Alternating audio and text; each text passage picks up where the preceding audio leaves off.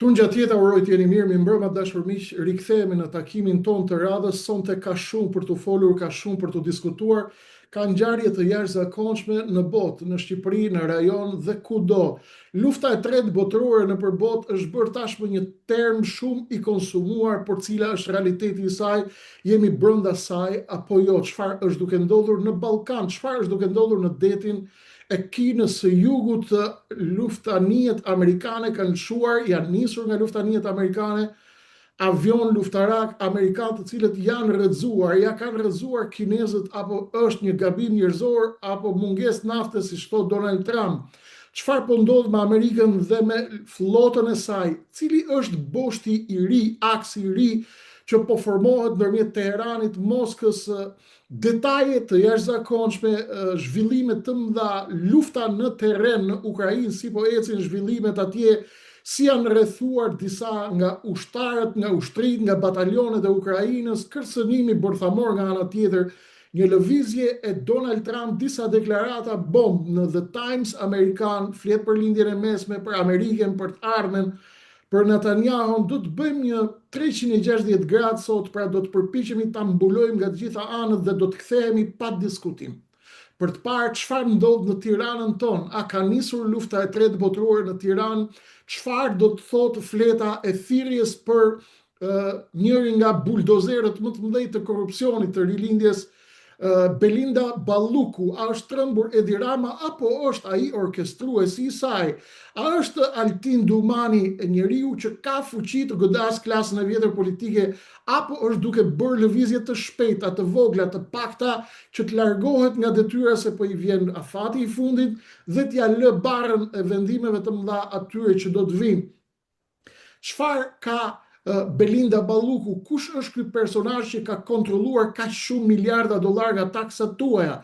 Eliminimi i Erion Velis, eliminimi i Belinda Ballukut, amerikanët, shqiptarët, klasa politike në Shqipëri, vizioni amerikan, a ka ndonjë plan nga Washingtoni për Shqipërinë? Ballkani, rajoni, është një situatë e cila duhet analizuar me imtësi, e kush më mirë se miku im dhe juaj, kolonel doktor Dritan Demira, i cili na bashkohet nga Shtetet e Bashkuara të Amerikës. Duke falendëruar atë në emrin tuaj dhe në emrin tim, kolonel, mirë se erdhët. Si gjithmonë është kënaqësi dhe privilegj. I gjithë privilegji dhe kënaqësia është e jona. Faleminderit kolonel. Bëra një hyrje ndoshta shumë të zgjeruar. Ne do të fillojmë të ngushtojmë bllakun pak nga pak bashkarisht. Do të flasim për momentet më të fundit që e kanë acaruar botën. Shikoj në horizont që po konsumohet edhe ndoshta mundësia e fundit ndërmjet Trumpit dhe Xi Jinpingut, takimi i tyre i pritur. A do të prodhoj paqë, marrëveshje, apo do të jetë shpresa e fundit e paqes në botë dhe më pas do të kërcas loja? Ti marrim situatat një nga një, të kthehemi dhe në Tiranë, sepse populli ynë i dashur shqiptar dhe mira njerëz që na ndjekin tashmë në këtë kanal janë të interesuar, kolonel, të dinë se si lidhen këto ngjarje të mëdha ndërkombëtare me këto ngjarje të Tiranës. Dhe ju ndoshta nga atje me një sy nga Amerika, ndoshta keni një shikim ndryshe që se shohim ne këtu brenda. Le të fillojmë me Amerikën dhe me Kinën, kolonel. Rënja e avionëve amerikanë, çfarë ka ndodhur në detin e Kinës së Jugut, dhe a është shpresa e fundit që duhet të dridhet e gjithë bota në takimin Trump-Xi Jinping? Do të presim gjë nga ky takim, apo do duhet të përgatitemi për flakët që e presin planetin në rast se dy burrat e mëdhej të planetit, dy më të mëdhej të planetit, nuk bien dakord me njëri tjetrin? E gjithë fusha është për ju, kolonel.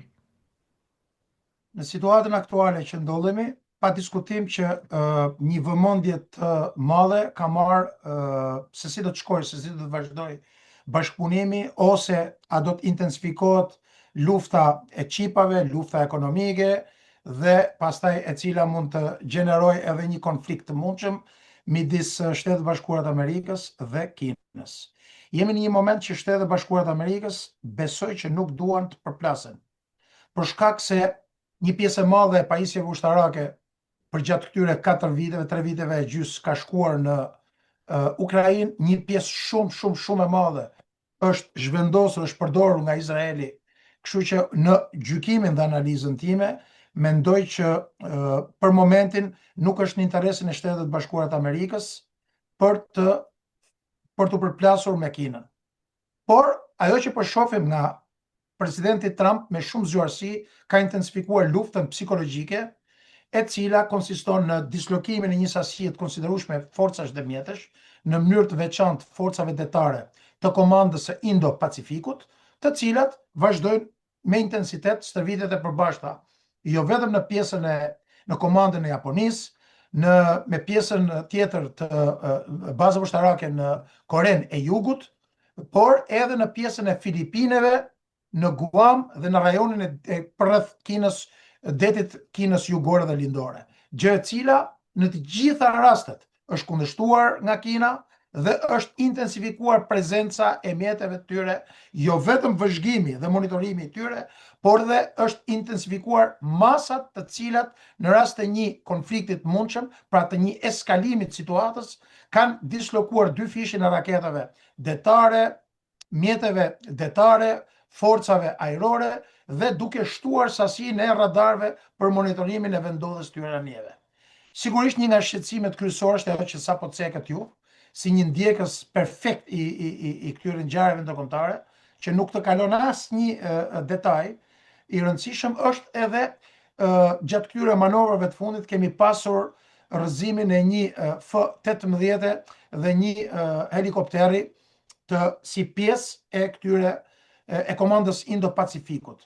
Dhe pa diskutim që në këtë këndvështrim, si pasojë e përdorimit të madh këtyre mjeteve ajrore, sigurisht që ka raste kur ndodhin edhe aksidente.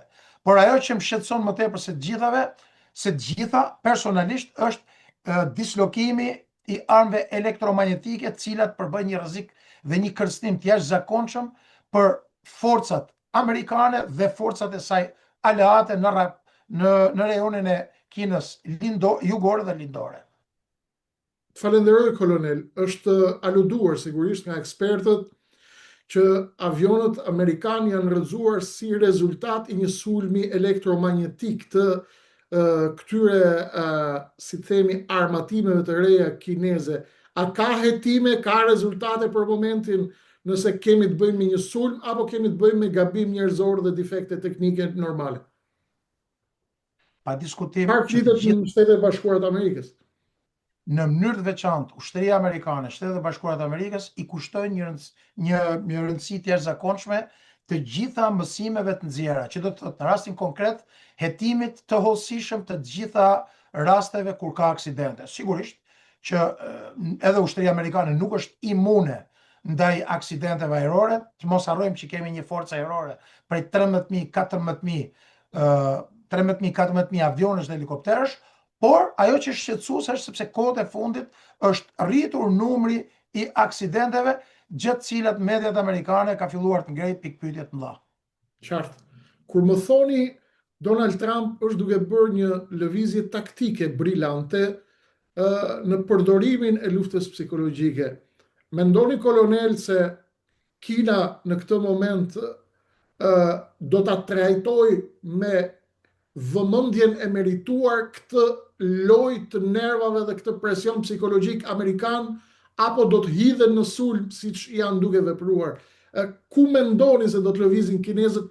Ju jeni nga njerëzit që keni shkruar aq shumë për Kinën, aq bukur, e njihni aq në detaje, keni bërë libër i jashtëzakonshëm, unë kam lexuar një pjesë të madhe të tij për strategjinë ushtarake të Kinës. Çfarë pritet prej Kinës, kolonel, se nuk është peshë e vogël edhe Kina? Tashmë, ajo që unë me shumë shqetësim shikoj është një Kinë tjetër në raport me Kinën e viteve 2017-2021, pra të mandatit parë presidentit Trump. Që t'ju kthej një përgjigje profesionale, do të më duhet kthehem me një fjali në periudhën e mandatit parë, kur, në rast se ju kujtohet, presidenti Trump ushtroi presion, filloi luftën e çipave, filloi luftën ekonomike dhe në atë moment Kina ishte e papërgatitur dhe duke qenë se ishte e papërgatitur dhe nuk kishte asnjë kartë në dorë, atëherë u detyru që me zgjuarsi dhe me një durim që karakterizon politikën e jashtme dhe mënyrën se si operon me të gjitha vendet kryesore në botë Kina, duke mos reaguar, po duke ju përshtatur dhe duke pranuar edhe mposhtjen e presidentit Trump. Tashmë kemi një Kinë tjetër, e cila ka në dorë shumë karta dhe që po e trajton me një arrogancë, tashmë arroganca është kthyer në drejtim të Kinës në raport me Marrëdhëniet e Shtetit Bashkuar të Amerikës. Dhe këtë e kemi parë dhe kjo që kemi parë është vetëm fillimi. Muajt dhe vitet që do kalojnë, kur them muaj domethënë 6 muaj deri në 3-4 vitet e ardhshme, do të jemi përsëri këtu, do t'i analizojmë rast pas rasti, do të shikojmë që ajo kartë që ka Kina është një nga kartat më të rëndësishme. Dhe midis shumë të tjerave, po përmend vetëm kartën e mineraleve të rralla. 12 nga 17 nga të cilat komandohen, prodhohen dhe procesohen nga Kina. Që do thotë, tashmë kemi një bashkim evropian i cili nuk ka as naftë, as gaz, është një krizë politike, është një krizë të tmerrshme, të frikshme leadershipi dhe nga ana tjetër po përballet me mungesën e mineraleve të rralla. Dhe e vetmi arsye që unë analizoj, besoj që jam i saktë, që Kina po përdor këtë kartë është sepse tashmë kemi një bashkëpunim perfekt midis Federatës Ruse dhe Kinës. Pasi edhe Kina, edhe Federata Ruse e dinë që pas përfundimit të konfliktit në Ukrainë, radha është e Kinës. Dhe në këtë këndvështrim, në mënyrë që të mos lejojnë as përfshirjen e Bashkimit Evropian, as të Amerikës, për prodhimin e armëve dhe të vazhdimit të prodhimeve pra të uljen e teknologjisë, uljen e produkteve të makinave, çipave, mikroçipave dhe gjitha në produkteve tjera të cilat sigurohen nga mineralet e rralla, por objektivi kryesor është mos shitja dhe kufizimi i shitjes tyre për prodhimin e armëve. Asnjë sistem armatimi nuk mund të vazhdojë të prodhohet as në det, as në ajër, as në hapësirë, as në tokë pa mineralet e rralla dhe bllokimi që po përdor Kina e ka nxjerrë zbuluar edhe Shtetet e Bashkuara të Amerikës edhe Bashkimin Evropian. Dhe me këtë rast Kina ka vrarë dy zogj. Nga njëra anë nuk lejon Bashkimin Evropian që të zhvillojë industrinë ushtarake kundër Federatës Ruse dhe nga ana tjetër e ka bllokuar Shtetet e Bashkuara të Amerikës për prodhimin e mbushjes së magazinave, në thojza, të gjithë këtyre pajisjeve, qindra miliard pajisje që ka dërguar në Izrael dhe në Ukrainë. Qartë.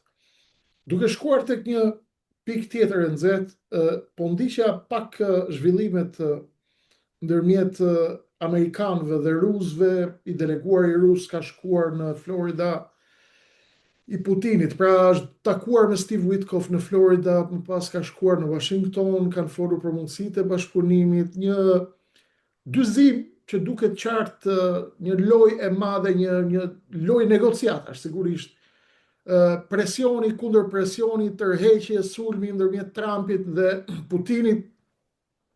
Për sa i përket Ukrainës, në fakt shpesh Trump është hedhur në sulm dhe është tërhequr, është hedhur në sulm dhe është tërhequr. Ndërkohë nga ana tjetër, edhe pse vazhdojnë bisedimet për paqe, Putini vazhdon dhe po bën kërdin brenda territorit të Ukrainës. Shumë shkurt, kolonel, ju lutem më sillni një tablo se kam mësuar që disa batalione të mëdha të Ukrainës tashmë janë të rrethuar komplet dhe pothuajse ka rënë gjithë lindja e Ukrainës. Si do të shkojë kjo histori, kolonel? Do të shkojnë drejt presionit të Donald Trump, ti thot Zelenskin harroje Donbasin, apo do të vazhdojmë luftimet dhe luftimet në terren, ju po shihni se çfarë është duke ndodhur ndërmjet trupave ruse dhe batalioneve dhe trupave ukrainës, pra një panoramë të shkurtër, të lutem. Si është situata në këtë moment dhe si e shikon?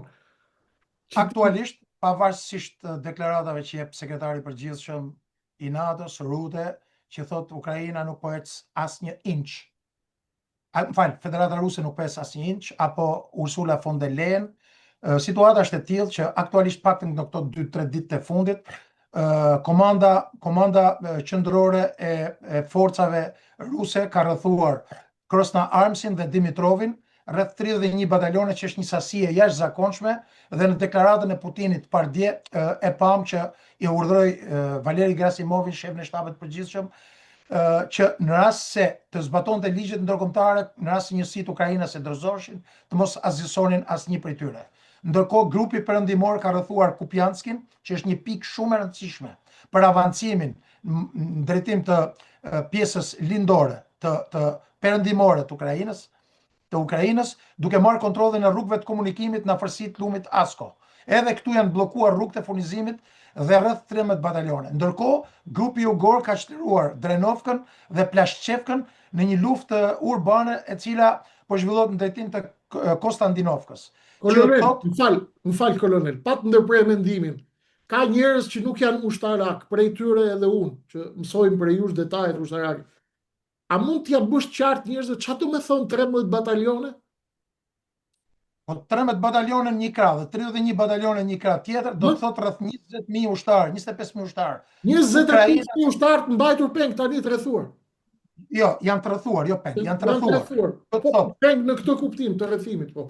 Janë të rrethuar, të cilët Putini nëpërmjet një mesazhi diplomatik pardje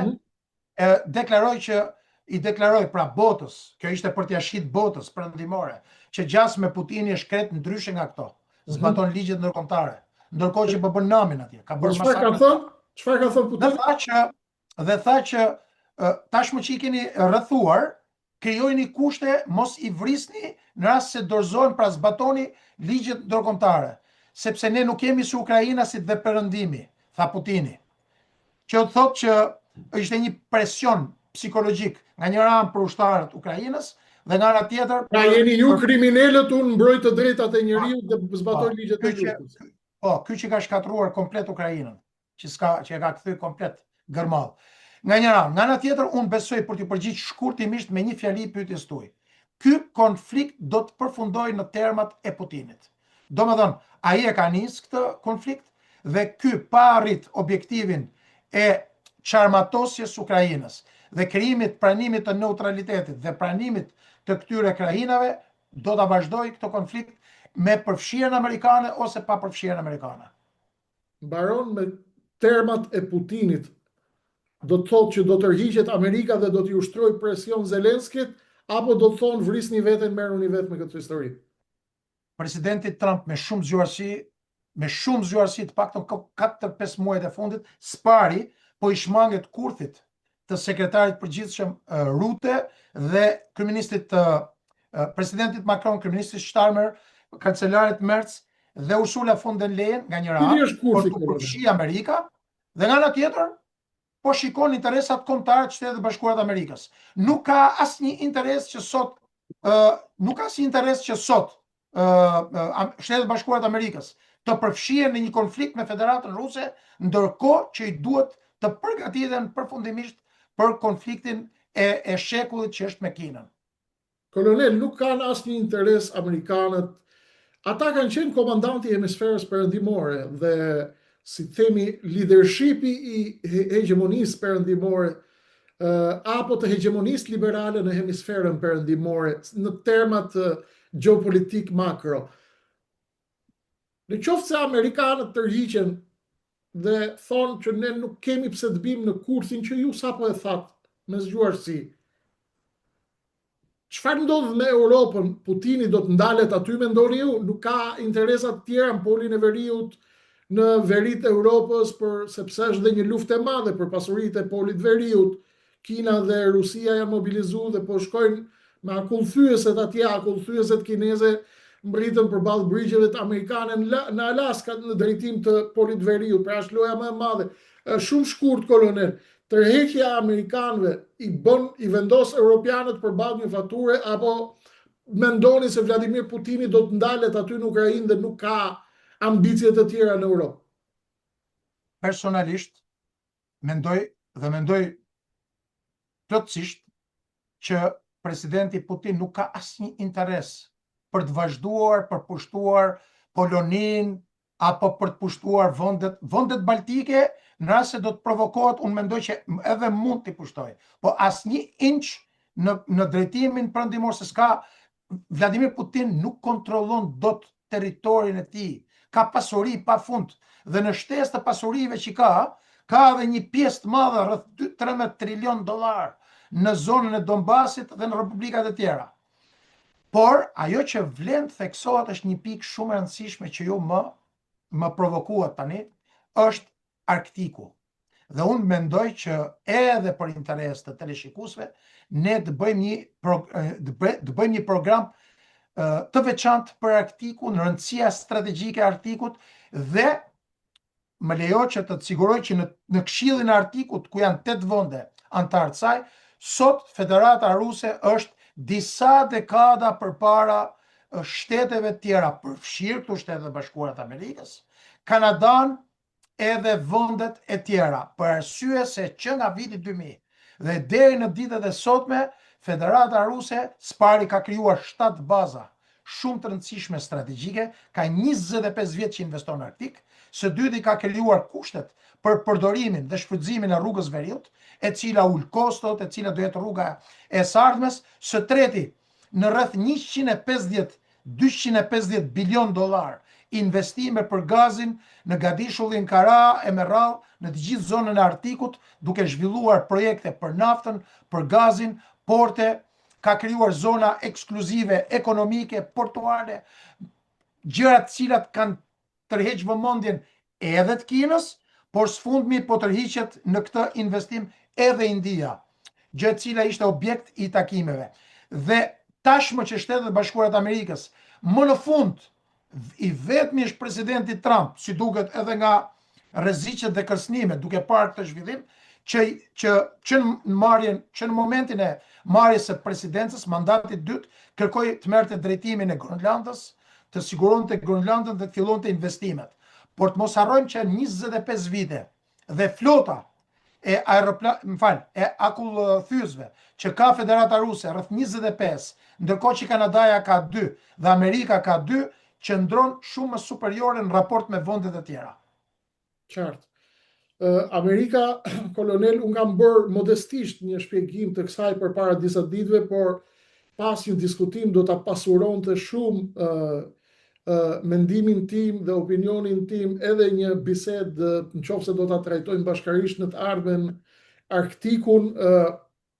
Sigurisht kam nga studimet e mia dhe nga hulumtimet, kam parë që Amerika është në disfavor të rusëve dhe të kinezëve sa i përket flotës akullthyese në polin e Veriut, e megjithatë tashmë kanë bërë gati 8 miliard dollar nëpërmjet Donald Trumpit, siç e thoni, për t'ja lënë në dorë finlandezëve, do të bëjnë ata 10 anije akullthyese për amerikanët, sepse pas ka një problem me teknologjinë në Amerikë. Për të shkuar tek e njëjta logjikë dhe për t'i vënë kapak që të kthehemi tek lufta e tretë botërore në Shqipëri, sa ngjarjet janë zinxhir. Donald Trump, kolonel, është duke, siç e dini ju, por i drejtohemi edhe teleshikuesve të nderuar, Donald Trump është duke u përgatitur të menaxhojë të gjitha frontet, po flet për paqen, lindjen e mesme, po flet për mbyllje të akordit Abraham me Arabinë Saudite, me njërin prej lojtarëve më të rëndësishëm të lindjes mesme, sigurisht. Flet se kjo do të ndodhë para fundit vitit, po përpiqet që herë të godaz dhe të kërcënojë Hamasin, herë ta kërcënojë atë, herë të ta përkëdhel duke thënë se ka detyrim që të përballet me grupe të terroriste të Yasir Abu Shabab atje në Palestinë, ka fërkime me Netanyahu, një deklarat bomb, disa kanë qenë fakt. Donald Trump në një intervistë për Amerikanën The Times ka bërë disa deklarata, në fakt, por unë do të ndalem deri tek 2-3 pikat shkurtra. Dua këndvështrimin, më intereson shumë këndvështrimi yt, kolonel, sepse qetësimi i Gazës dhe i lindjes mesme do të diktoj edhe ritmin e lëvizjes amerikane, qoftë në frontin e Ukrainës, qoftë në frontin e detit Kinës Jugut, por qoftë dhe në frontin e Karaibeve që është ndezur shumë. Donald Trump ka thënë për Amerikanën The Times një deklarat që nuk është mësuar shpesh ta dëgjojë Izraeli, kolonel. Ka thënë Izraelitët janë një popull dhe një kombë, një shtet të cilin ne e duam shumë, e respektojmë shumë, kemi gjanë. Por ata nuk mund të bëjnë më filma sot e kësaj dite, pas kësaj dite Netanyahu ekskluzivisht, sepse nuk mundet Izraeli të luftojë me gjithë botën, ka humbur autoritetin e Izraelit dhe të hebrejve në të gjithë botën, duhet të ndalen këtu sepse ne nuk i mbrojmë më dot. Ç'është kjo kthes, kolonel? Dhe kjo flitet që ka dhënë efekt të jashtëzakonshëm, ka tërbuar aleatët e Likudit, Ben-Gvirin, Smotrich dhe kanë thënë ç'është kjo deklarate çmendur e Trumpit, do të paguaj shtrenjt. Me çfarë do të paguaj, kolonel, Donald Trump? Do të paguaj siç mund të kenë paguar presidentë të tjerë amerikanë që kanë patur fat tragjik, apo do të paguajnë me shkatrim të karrierës politike? Ka një angazhim të plot të Adelsonit që ka media të fuqishme në Izrael dhe në Amerikë për të kundërvënë Donald Trumpit. Ç'është kjo deklarat, kolonel, dhe vendosmëria e tij për të mbyllur me çdo çmim lidhjen e mesme dhe një mesazh i tillë për Izraelin, fëmijën e përkëdhelur të Amerikës në lidhjen e mesme. Çfarë po ndodh dhe cili është mesazhi i tij? Sa i përket Abraham Accords për Arabinë Saudite në fund vitit, deri në fund vitit, unë them nuk ka asnjë shans, për arsye sepse nuk ka asnjë shkoj princi i kurorës në 28 absolutisht nëntor në Washington, shpinë e bardhë. E di që këto ditë do të vi, nuk ka asnjë mundësi për arsye sepse dhe arsyeja vetme që nuk do të vi është sepse ju i keni parë deklaratat e atij psikopatit Smotrich, i cili tallet me devet në shkretir, ndërkohë që në fakt është ai përgjegjës, Netanyahu, Ben-Gviri dhe një pjesë shumë e vogël e leadershipit, të cilin me të drejtë opozita izraelite thot kanë shkatruar komplet kombin dhe imazhin e Izraelit në botë, duke bërë gjithë botën kundër, gjë e cila nuk na bën krenar as ne dyve, pasi nuk do të donim që të ndodhte një gjë e tillë, por nga ana tjetër është një kërcënim për presidentin Trump, pasi deri tani presidenti Trump ka bërë çfarë i është kërkuar, madje për te kërkesave dhe mundësive që kanë Shtetet e Bashkuara të Amerikës. Dhe një nga arsye, dhe po them për herë të parë, dhe një nga arsye kryesore të boshatisjes së tepove amerikane është asistenca, janë 550 avion që janë dërguar në Izrael vetëm 2 vitet e fundit. Pa llogarit këtu edhe ngarkesat me anije dhe jo vetëm, po kështu nga Britania e Madhe, Franca, Gjermania, Italia. Një sasi e jashtëzakonshme. Dhe tani presidentit Trump i duhet përgatitet për konfliktin e madh. Dhe këtu më lejo të rikthehen te konflikti 12 ditor, që edhe vetëm se ishte një konflikt 12 ditor, armatimet e Izraelit dhe amerikanë në rajon mbaruan, pra ishte e pamundur që të vazhdonte lufta ditën e 13-14 vazhdimsi. Dhe arsye që u ndalu lufta dhe u realizua goditja me B-2-shat ishte për arsye se nuk kishte raketat iraniane. Çdo ditë më shumë po të vazhdonin të godisnin, do të shkatronin një pjesë shumë herë edhe më të madhe në territorin e Izraelit. Imagjino një konflikt Shtetet Bashkuara të Amerikës kin se sa përgatitje do të kërkonte nga ana amerikanëve.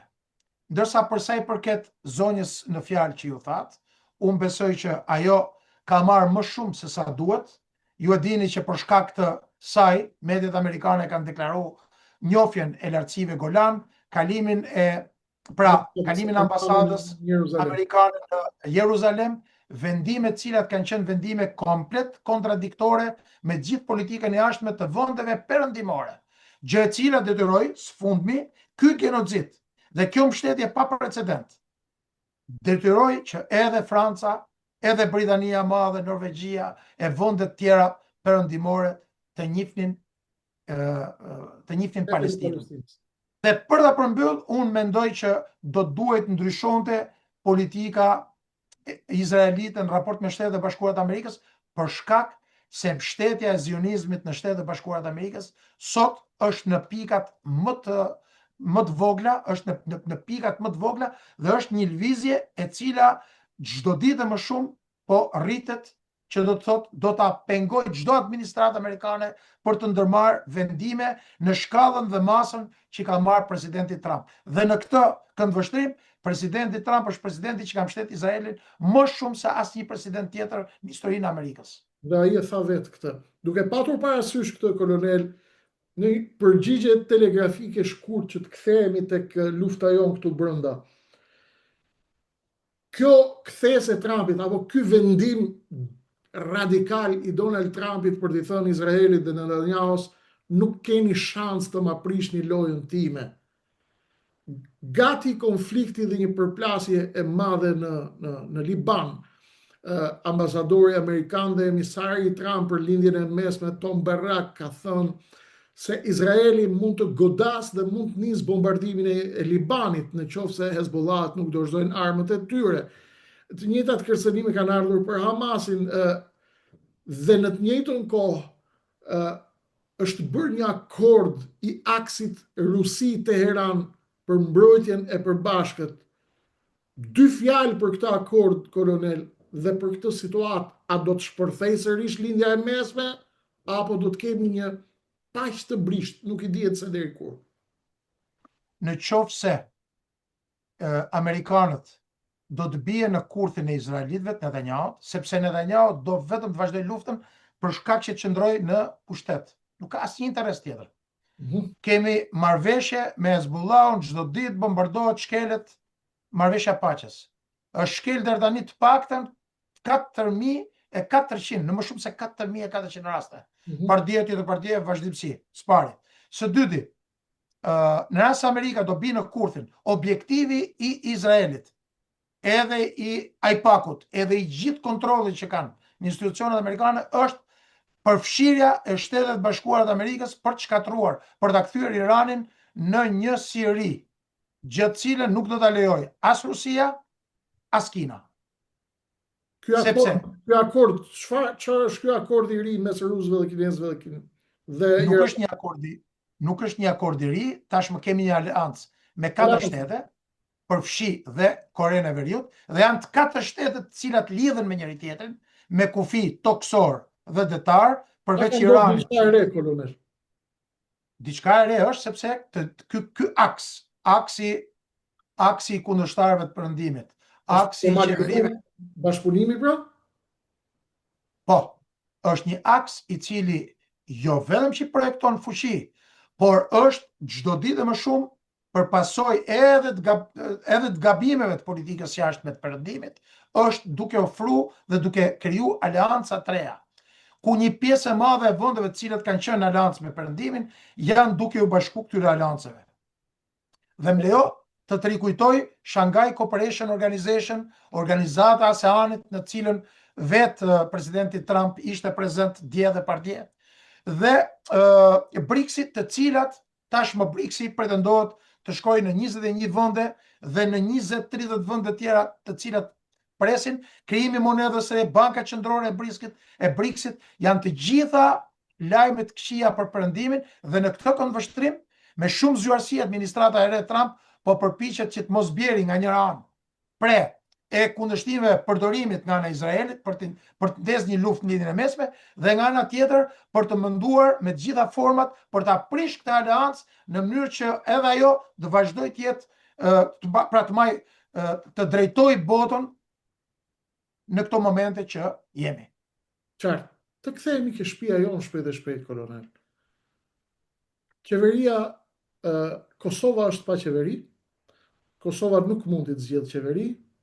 Ballkani është shumë i brisht, Vučić po luan fort, Putin po lëviz shpejt për të rritur influencën e tij në Ballkan.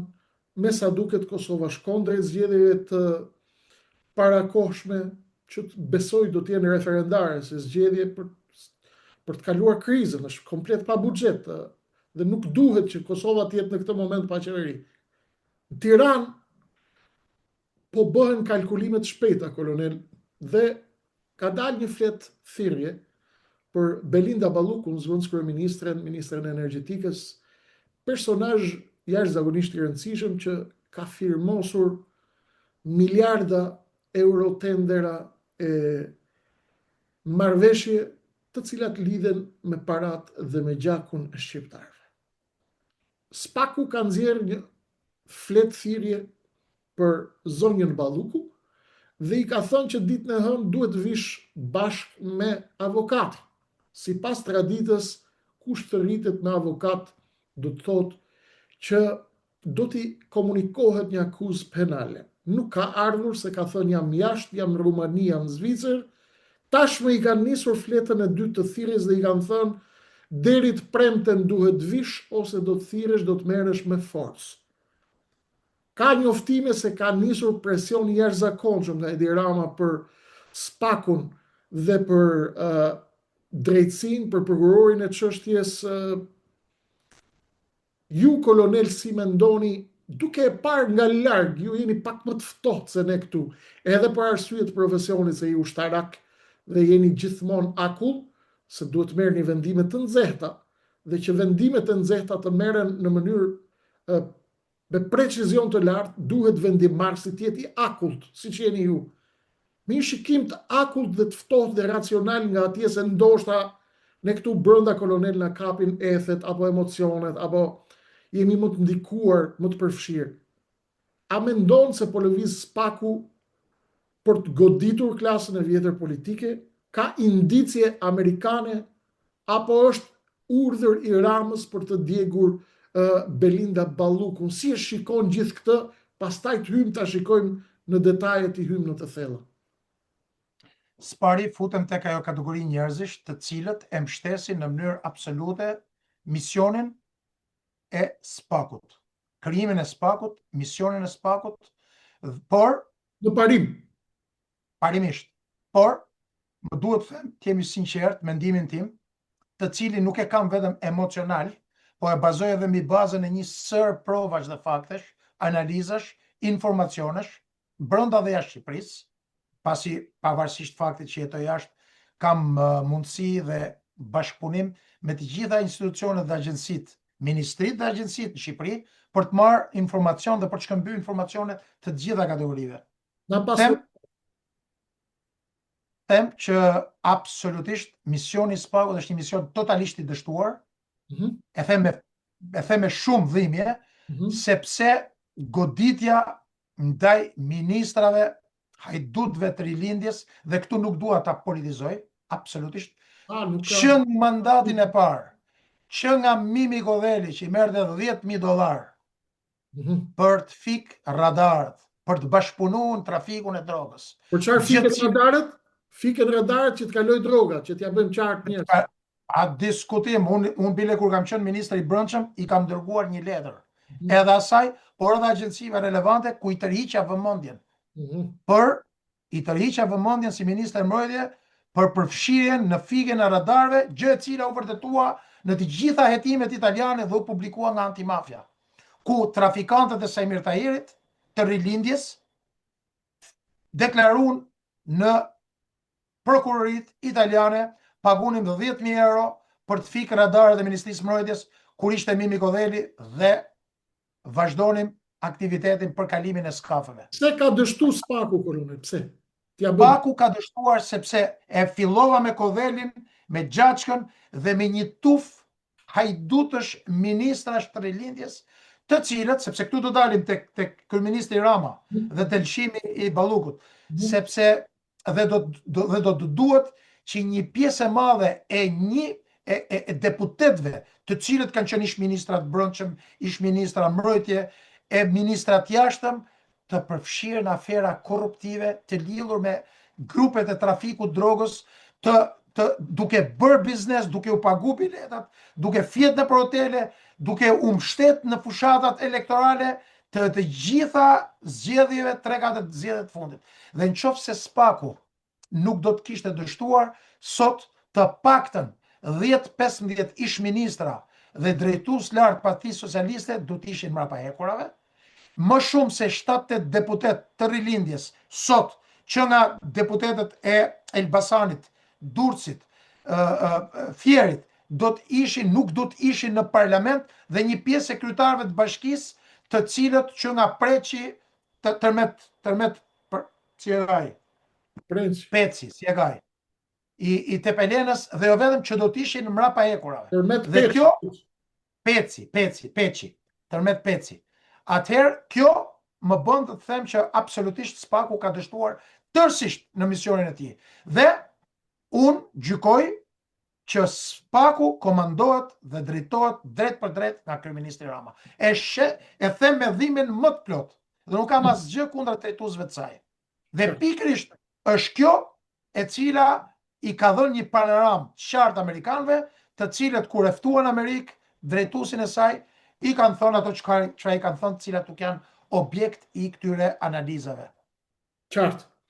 Atëherë, Dumani e ka patur gjithë mbështetjen amerikane, kolonel. Dhe Amerika është investuar në SPAK. Populli pret rezultate, këta ecin me ritmin e breshkës, çdo 2 vjet bëjnë nga i flet thirrje. Okej, gjysma është e njerëzve më të pushtetshëm janë burg, Alçi Bllako, Lefter Koka, Erion Velia, Ilir Beqa e tjerë. Kolonel, Altin Dumani apo tjerë prokurorë që janë në SPAK kanë frikë të veprojnë për arsyet që ju i thatë këta janë të lidhë me krimin organizuar. Mos do Altini thot tiki unë thot se po mbaron mandati, t'ja le të tjerëve ta bëjnë këtë histori. Kanë frikë, kolonel, ta bëjnë apo mungon vullneti politik për arsye të diktimit nga Rama? Sa për qartësi ose saktësi, nuk thash që Altin Dumani është i lidhur me krimin organizuar. Jo. Janë ish ministrat e krimit, ish deputet aktualisht në parlamentin të rilindjes, të përfshirë kanë ardhur me votat e krimit organizuar, me grupet trafikante dhe një pjesë e madhe e gjithë zinxhirit komandues të Partisë Socialiste janë pjesë e hetimeve ndërkombëtare që nga Karajibet, që nga Amerika Latine, grupet e trafikut të Europës, dhe prandaj nuk i merr njëri seriozisht Ursula von der Leyen që vjen në Shqipëri edhe deklaron për leadershipin më të suksesshëm në historinë e Shqipërisë, ndërkohë që të gjitha agjencitë e inteligjencës perëndimore dhe amerikane e dinë se kush është pjesë e këtyre grupeve terroriste. Grupeve kriminale terroriste. Do ishte mirë, Donald Trump i ka quajtur narkoterrorizmi, pra nuk ka ndonjë gjë, narkotika dhe terrorizmi nuk kanë ndonjë gjë. Terrorizëm është janë të lidhura bashkëpunojnë ato. Vrasësh njerëz me helmin e bardhë apo me fentanyl apo me kokainë apo me heroinë apo me plumb, me fishek, terrorizëm është. Prandaj është quajtur narkoterrorizëm. Unë nuk thash, kolonel, që zoti Dumani është i lidhur me krimin, thash a ka frikë nga krimi që të veproj apo ka presion nga politika dhe nga Rama? Absolutisht, mbi bazën e një analize të ftoft, duke parë edhe akuzat ndaj Velis, për të cilat nuk janë akuzat të cilat duhet, pra akuza shumë më të buta. Pse nuk hetohet Velia për shembull për incineratorët, për 5D, po hetohet për keqpërdorim detyre. Pse nuk akuzohet për shembull Belinda Balluku, pse nuk hetohet për tunelin e Llogaras, për Tigrat, për energjinë, për operatorin e Tiranës, për autostradën Tiran-Kashar, por hetohet për tendrin e supervizionit, 2 milion euro. Këto janë qesharake. Prandaj Altin Dumani dhe kompania, pra prokurorët e tjerë, duhet që t'i tregojnë popullit këtë besim që kemi pas, që nga unë i pari. Mbështetjen e kanë pas nga të gjithë ne, në mënyrë të veçantë, nga administrata amerikane, në mënyrë të veçantë nga shqiptarë amerikanët, por edhe nga populli shqiptar. Por tashmë besimi ndaj tyre ka rënë për shkak se e shohin që ato kontrollohen plotësisht nga politika. Pasi nuk ka asnjë shpjegim tjetër, Balluku duhet ishte Balluku dhe disa ish-ministrat të PS-s duhet ishin mbrapa hekurave muaj përpara, dhe ka disa muaj që analistët e këtyre televizioneve kryesore prime time kanë deklaruar për shumë emra, ndërkohë që s'kemi parë asnjë rezultat. Qartë. Madje disa nga analistët kanë thënë në kuadër të kësaj që po thoni për të shmangur hetimet e mëdha, mund të hetohen edhe për tanga, për vibrator, për histori të tilla, dhe mundet që hetimi të shkojë aq thellë sa që të mbrojë deri tek këto element të jetës private të njerëzve dhe shpërdorimet që mund të kenë bërë në këtë dimension. Kolonel, bota po ridimensionohet, edhe në Shqipëri duket qartë që do të vinë era dhe fortuna të mëdha. Ky është momenti që me sa duket sistemi po shkërmoqet nga brenda, po i bin lojtarët një nga një. Gurte Shahut me Erion Velin, me këtë. Sa do që të mbahet Rama, nuk ka fuqi i thot popullit, shiko se gjithë këta pas kanë hëngër kumblla, nuk e ha më kush këtë, kolonel. Gjithë këta pas kanë hëngër kumblla mas shpinës këtit, me Tigrin, me Arben Ahmetajn, me Belinda Ballukun, me Beqen, me Kokën, me Bllakon, me incineratorët, me Erion Velin, duket qartë që një listë e madhe të pafund. Sistemi po shkërmoqet nga brenda, kolonel, dhe duket qartë që stuhia më e parë do t'i marrë dhe do t'i shkërmoq të gjithë. Qartësisht Edi Rama po rri për nevoja gjeopolitike, sepse me sa duket kalkulimet amerikane nuk duan tërmete të mëdha, ndoshta s'janë gati, ndoshta s'kan ekipet gati, ndoshta.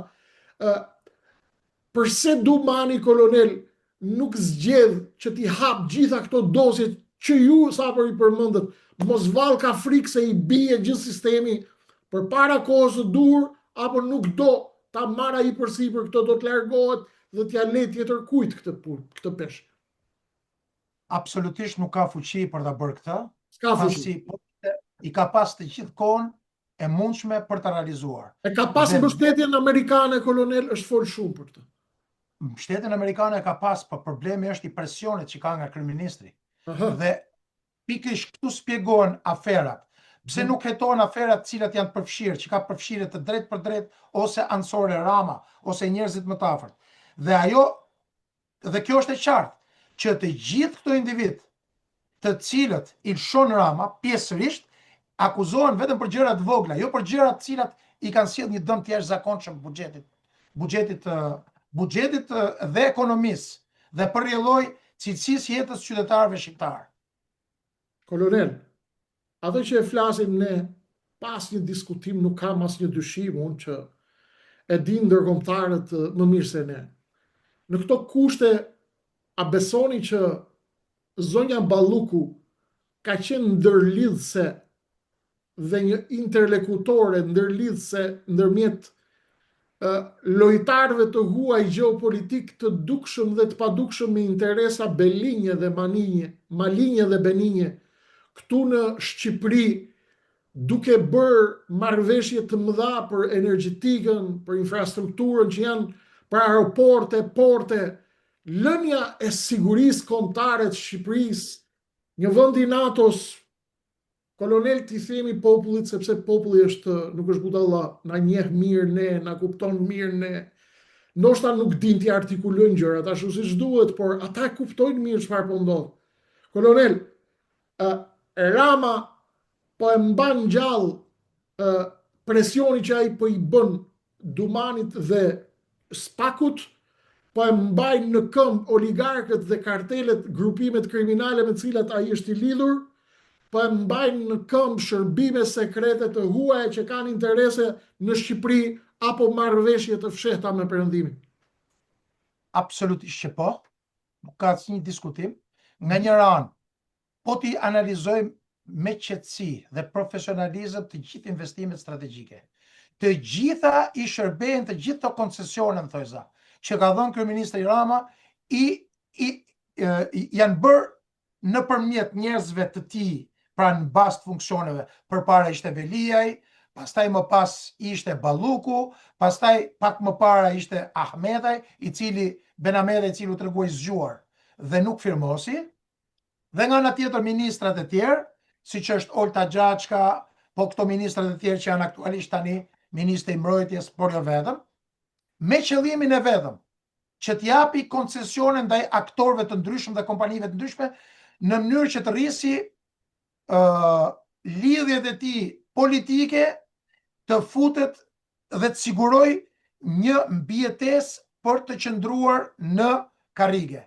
Dhe këtu nuk intereson absolutisht as pak nga një anë siguria kombëtare e qytetarëve shqiptar, nga ana tjetër dëmi që i shkaktohet qytetarëve për ndotjen, për shitjen, për durrësin, për investimet e tjera, dhe nga ana tjetër nuk i intereson pastaj në fund edhe për t'i hedhur në kosh të plerave, këto plerat e rilindjes, sepse në koshin e plerave hidhen plerat.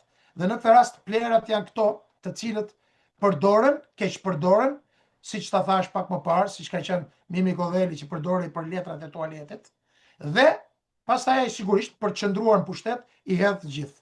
Unë mendoj që ka filluar një lëvizje shumë profesionale, të cilën unë nuk do ta cek absolutisht, sepse nuk jam i autorizuar në Shtetet Bashkuara të Amerikës, të gjitha këto sa thash më lart. Por jo vetëm, duke filluar një studim të veçantë për të gjitha investimet që nga Saranda, të gjitha investimet e turizmit shqiptar, një pjesë e mbadhe mi 90% e tyre janë të lidhura me trafikun e drogës, me grupet ndërkombëtare, me lidhje politike në kupolën e rilindjes, të cilat po analizohen me vëmendje në Amerikë, dhe besoj që këtu ka një rol edhe opozita aktuale, dhe rezultatet e cilës në muajt në vim besoj që do të ndjejmë. Bukur. Duke patur parasysh këtë tablo, duke patur parasysh edhe lëvizjet e nëndheut amerikan që po merret me dosjet e Shqipërisë, me dosjet e imta, me dosjet e mëdha, dhe duke patur parasysh që nuk ka asnjë dyshim, kolonel, që agjencitë e huaja amerikane, europiane, perëndimore i din gjitha këto. Madje unë në një takim që kisha me ambasadorin e OSBE-s para pak kohëve, më tha i dim të gjitha, i dim ne të gjitha. Europianët i din të gjitha, amerikanët i din të gjitha. Mos vallë, kolonel, Ballkani tashmë është duke u shndërruar në një fush ku po testohen fuqit, forcat, ekuilibrat amerikan, rus, kinez, turq, grek, serb, italian, britanik, gjerman, mos ndoshta në ndheu i Shqipërisë, kolonel, është shtatzën me përplasje të tilla që syri i lehtë i njerëzve nuk ishe syri i lirë i njerëzve nuk ishe, për faktin që kemi një status quo të ngrirë, mos vallë kemi një luftë të nëndeshme të këtyre ekuilibrave në Ballkan dhe Shqipëri që po e mbajnë situatën të ngrirë përpara furtunalit të madh. Pa diskutim që po, kemi interes të jashtëzakonshëm nga njëra anë. Shtetet e Bashkuara kanë interes dhe të gjithë ne duhet japim kontributin ton që Shtetet e Bashkuara të Amerikës të vazhdojnë të kenë rol determinant Ballkanin Perëndimor. Nga ana tjetër kemi Rusinë, e cila nëpërmjet aktorëve të vet, Republika Srpska, nëpërmjet Vučićit, nëpërmjet aktorëve të tjerë, shërbimeve sekrete, përpiqet që të arrisi ndikimin e saj dhe ta destabilizojë në momentin që mendon, në momentin që i intereson. Nga ana tjetër kemi pa diskutim Kinën, por kemi edhe Turqinë dhe Greqinë. Kemi një përplasje midis Turqisë, Greqisë, dhe mbrapa Greqisë qëndron Izraeli, mbrapa Izraelit qëndron Franca, Britania e Madhe dhe interesat e Gjermanisë, që të cilët Ballkanin Perëndimor, Gjermania dhe Austria gjithmonë kanë qenë pro faktorit shqiptar. Por nga ana tjetër kemi drejtuesit e Ballkanit Perëndimor, një pjesë e madhe të cilëve janë të përfshirë në afera korruptive, në trafiqe, në korrupsion, në lidhje të fsheta, madje në raste të caktuara dhe të hapura me aktorët jo perëndimor, që janë anti-perëndimor, dhe këtu një rol të rëndësishëm luan edhe kontrolli i Serbisë mbi mediat shqiptare, kosovare. E keni parë në gjitha mediat e Kosovës, të gjithë analistët që paguhen nga Beogradi kundra kryeministrit Kurti, por fatkeqësisht edhe një pjesë e opozitës, e cila është bashku këtij kori, por që diskutohet që ato nuk kanë lidhje me pagesat me Beogradin. Dhe nga ana tjetër kemi kryeministin Rama, lidhjen e tij të jashtëzakonshme me Vučićin, përpjekjen e tij për t'u treguar si lider i madh, ndërkohë duke shfrytzuar gjitha lidhjet e tij prej 13 vitesh tashmë me liderët e Europës, ku popullsitë e së cilës po ngrihen për t'i largu nga pushteti. Këtë e kemi parë në Britani, e kemi parë në Francë, e kemi parë në Spanjë, në Itali kohët e fundit, në Gjermani dhe jo vetëm. Dhe mendoj që ka ardhur koha që edhe populli shqiptar të ngrihet, t'i largojë njerëzit të cilët i kanë nxirr jetën, po i detyrojnë, po i tallen me to, po i detyrojnë të largohen përfundimisht nga Shqipëria. Kolonel, të falenderoj për sinqeritetin dhe vërtetësinë dhe pse jeni kaq i vërtet dhe kaq i sinqert. Kjo është një arsye pse jeni këtu me mua, pse jeni miku im, pse flasim bashkë, pse jeni në këtë dritare. Dua një përgjigje të sinqert, vërtet, ashtu siç jeni gjithmonë, kolonel. That një deklaratë shumë të rëndësishme, populli shqiptar duhet të ngrihet. Shqiptarët, kolonel, nuk kanë më kujt i besojnë dhe kanë humbur shpresat nga klasa politike. Ju thatë që opozita ka lëviz në Amerikë, po lëviz, ju po bëni përpjekje, opozita po bën përpjekje, diaspora në Amerikë po bën përpjekje për të mobilizuar Amerikën dhe për t'i dhënë një dorë këtij populli që po tretet dhe këtij kombi që po tretet dhe që është kaq i pushtuar nga rrjetet kriminale, nga Serbia, nga Beogradi dhe nga tyrë lloj agjencish sekrete, qeni me gjithë të birin kanë hyrë këtu dhe po punojnë dhe askush s'flet. Par nga ky kontribut, kolonel, par nga ky këndvështrim, opozita nuk duhet të ishte sot e gjitha në shesh, pora Balluku, pora Erion Verliaj, pora kjo populli, a nuk duhet të ishte i gjithit kishte rrethu kryeministrinë, mos shkoj më në shtëpi, kolonel. Dhe pyetja ime këtu, unë e di që ju do të thoni po, patjetër, sepse thatë shqiptarët duhet ngrihen. Kolonel, mos ndoshta shefi i opozitës Berisha po pret një sinjal nga amerikanët si lojtar që të jetë ai lojtar, a do të bëj Berisha, a do të dali populli në protest, në qoftë se nuk vjen një sinjal amerikan që do të jetë Berisha zëvendës si Edi Ramës, qoftë si lojtar tranzitor, qoftë si lojtar momental.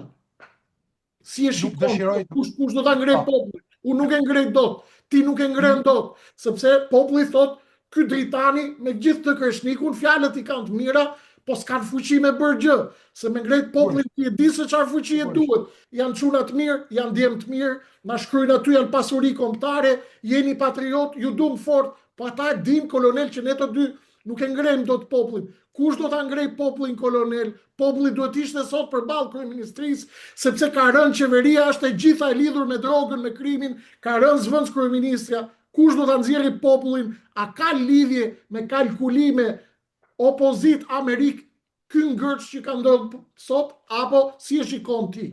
Absolutisht që keni drejt, këtu nuk kam autorizim, as nuk jam përfaqësues i opozitës, nuk për opozitën, por do të flas mendimin tim. Si mendimin Mendimi im është që pa diskutim që roli dhe misioni i opozitës është për të ngritur popullin. Duke ndjek me vëmendje çdo seancë parlamentare. Nuk shoh asnjë mangësi, asnjë rol, asnjë hapësirë boshe në drejtim të gjitha problematikave që ka sot shoqëria shqiptare, populli shqiptar, politika shqiptare, që opozita nuk e ka ngritur.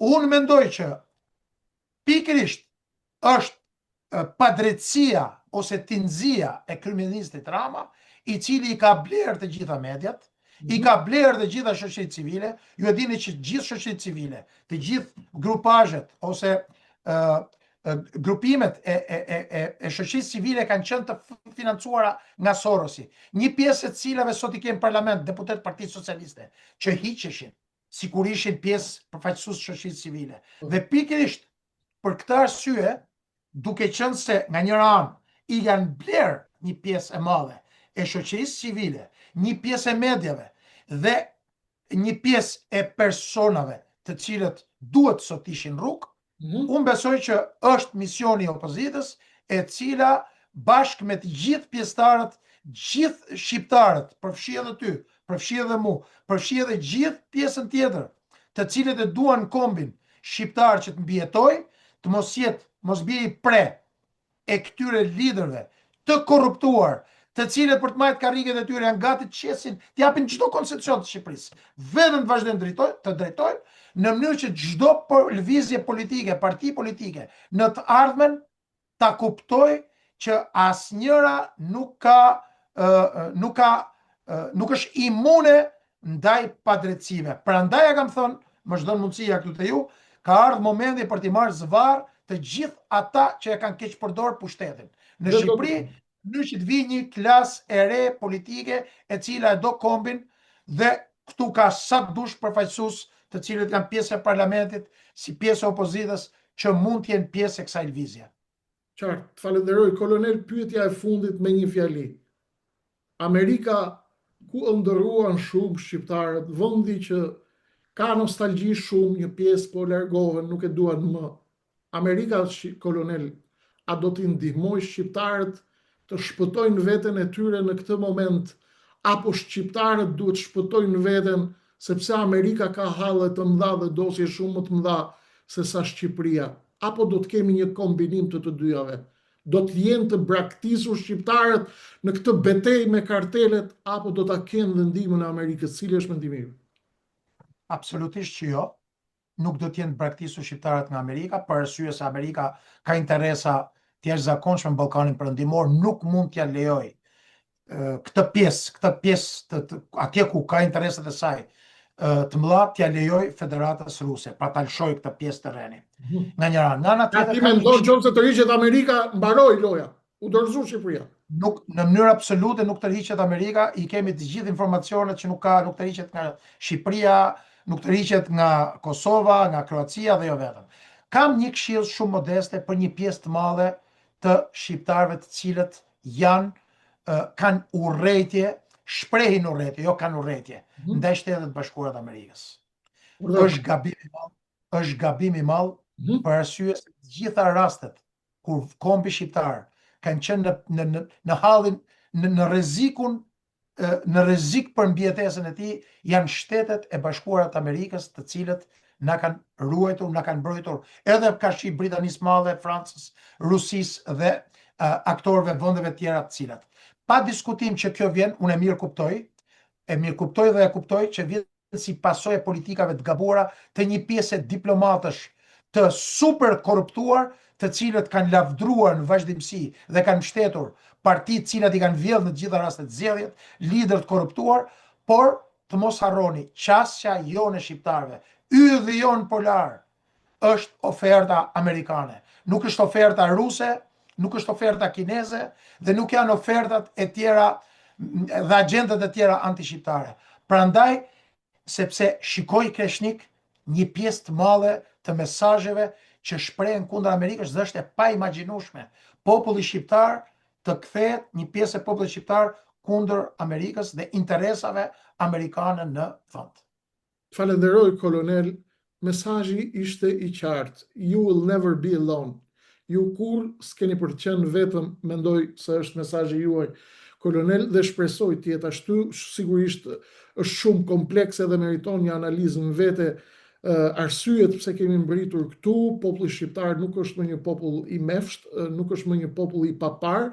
Shqiptarët janë pjesë e botës, pjesë e internetit. Kur e ka Amerika gabim, din t'i thonë që e ke gabim. Kur vinë diplomat korruptuar, din t'i thonë që jeni të korruptuar. Kur luhet kundër interesave të Shqipërisë, din t'a thonë këtë, por ka dhe influenca të jashtëzakonshme të qarqeve rajonale që duan ta lënë Shqipërinë pa miq, si paradhom e therrjes tyre dhe zhdukjes tyre përfundimtare. Kjo është analizë komplekse, ndoshta e bëjmë një herë tjetër. Shumë faleminderit për kohën tuaj të çmuar, për mendimet e vyera dhe për elokuencën brillante, kolonel. Ishte shumë e nevojshme të njiheshim me ekspertizën tuaj në këtë dritare, dhe ke dhe falenderimin e miqve, besoj gjithashtu që na ndjekin. Shumë faleminderit, kolonel. Ishte kënaqësi. Kënaqësia është e imja. Dashur miq, kjo ishte gjithçka që kishim për sonte. Zhvillimet të tjera të mëdha do të jenë në vijim.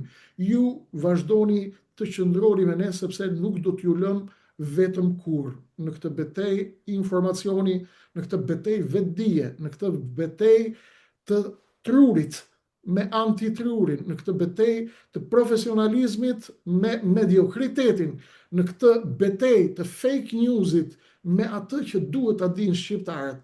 Ju falenderojmë për durimin tuaj, për kohën tuaj të çmuar dhe për përkëdheljet që na i bëni me shumicë. Jeni të mirëpritur dhe ne do të bëjmë sa herë të mundemi bashkë me kolonelin çdo shpjegim që ju ndihmon të gjithë antarësinë e kombit në Shqipëri, në Kosovë, në truhet shqiptare, me aq sa dim ne, me kontributet tona modeste, me aq sa kemi ne mundësi që ta ngrem popullin, ta nxjerrim nga një moment në një moment tjetër, sepse jemi në momente jashtëzakonisht të rrezikshme në për cilat kalon bota dhe nga momenti në moment mund të përballemi me flak të mëdha. Kaq për momentin, të tjera zhvillime ju e dini si gjithmonë vijojnë në numrin e ardhshëm. Natë të mirë nga ne.